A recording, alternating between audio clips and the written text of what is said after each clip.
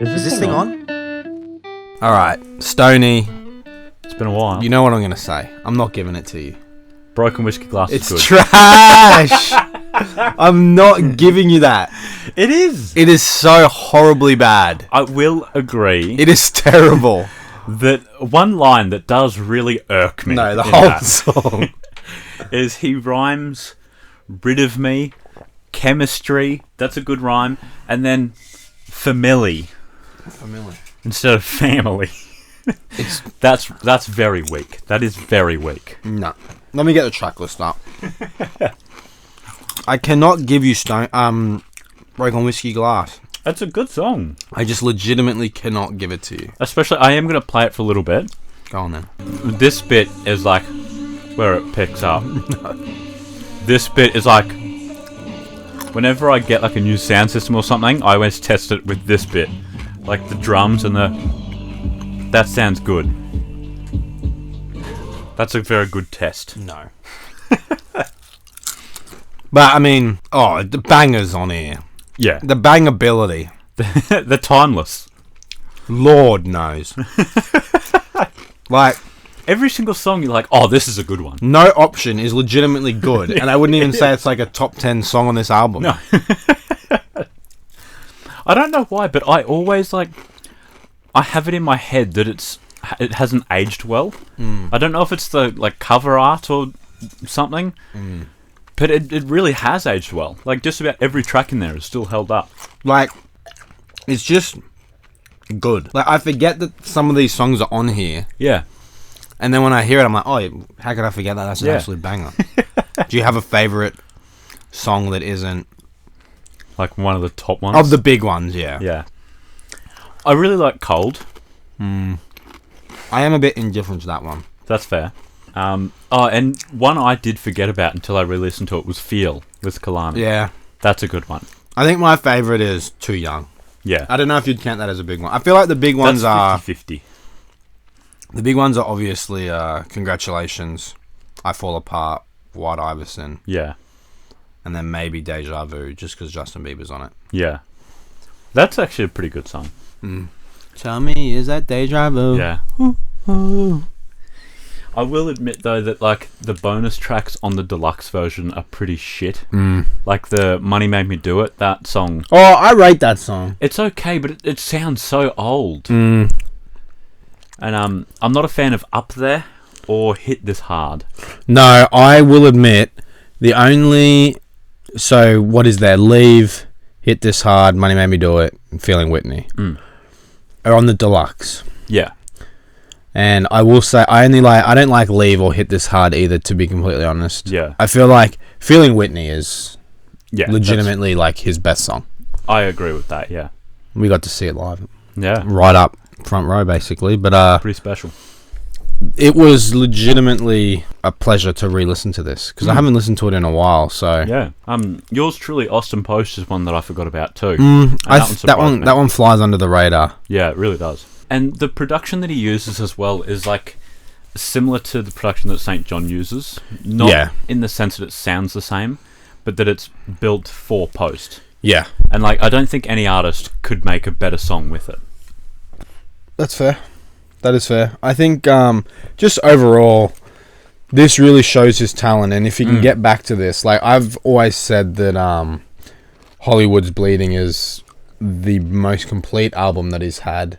But I would say this, in terms of just fun, and you put any song on here and it just goes off. And people that haven't listened to this album, because I'd say some people might not know a few of the deeper cuts on this one, but you could just put it on and they'd love it. Yeah. But yeah, like you said, the production is great. The guys he worked with, and obviously he did a lot himself as well, or had a hand in it at least. But overall, this is an extremely fun project. Has more replay value than his other stuff, just because of how sort of energetic and fun and just sort of free-flowing it is. But yeah, White Iverson, where it all started, what a banger. He really hit it. You can't have much of a better first song than that. Yeah.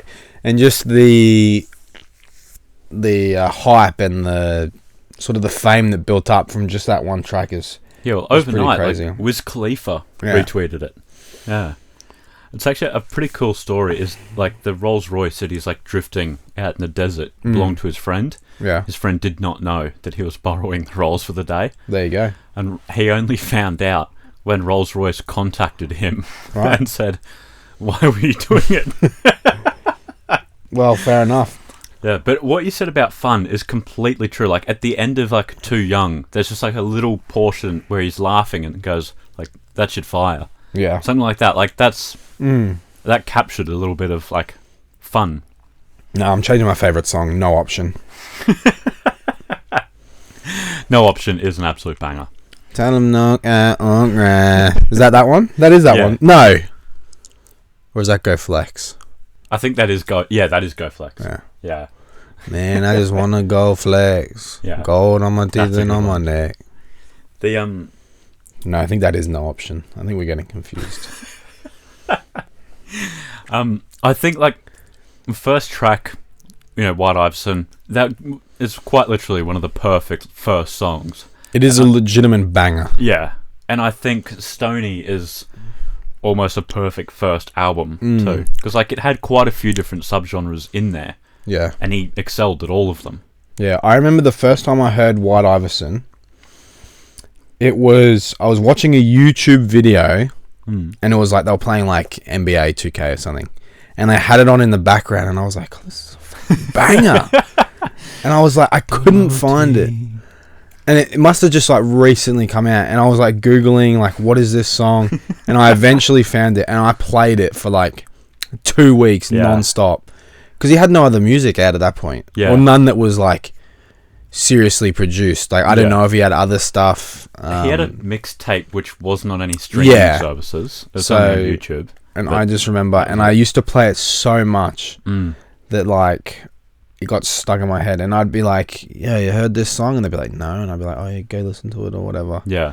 And then it like, it had like that initial wave, like that guy that I watched or whoever it was must have found it some way, but then it had like that huge second wave. Yeah.